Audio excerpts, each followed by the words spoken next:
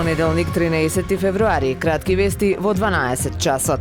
Денеска на светскиот ден на радиото, 50-годишниот Џим Солејти преку мејл до редакцијата на Охридското Супер Радио информираше дека со посебен систем антени и така наречено DX слушање успеал во неколку наврати да го слуша Супер Радио во градот Еспо во далечната Финска. Во денешно време кога сите медиуми се онлайн и можат да се слушаат преку интернет е многу лесно, но со ваков посебен систем на антени да се слуша локална FM радио станица на далечина од близу 3000 километри е рамно на чудо. Недела 26 јуни 2022 година беше исклучителен ден. Вселенските временски услови и слојот во горната јоносфера беа активни и многу јужноевропски FM станици се слушаа во Финска, вклучувајќи го и вашето Супер Радио. Приемот беше возможен само за кратко, но и тоа исклучително ме израдува. Беше фантастично да се слуша вашата станица овде во Финска, пишува Џим Солејти, за кого и за неговата група пријатели кои уживаат во ова хоби, пишуваше и BBC.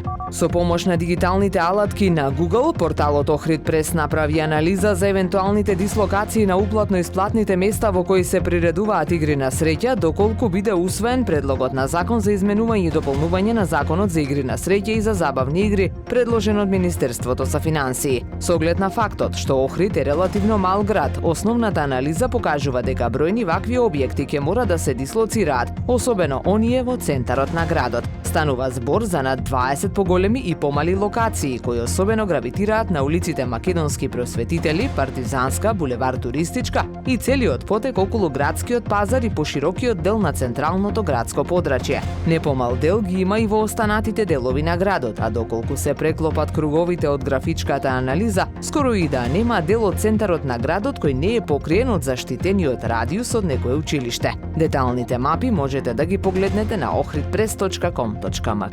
Отпочнаа активностите за донесување на нацрт законот за прогласување на Охридското езеро за споменик на природата. На работната средба со невладините организации, заменик министерката за животна средина се осврна на важноста од донесување на овој нацрт закон согласно препораките на УНЕСКО, за да се овозможи заштита, зачувување и одржливо користење на природните вредности на ова уникатно подрачје. Сите конструктивни коментари кои се во насока на подобрување на нацртот на закон ќе бидат добре дојдени и инкорпорирани во финалниот текст на законот.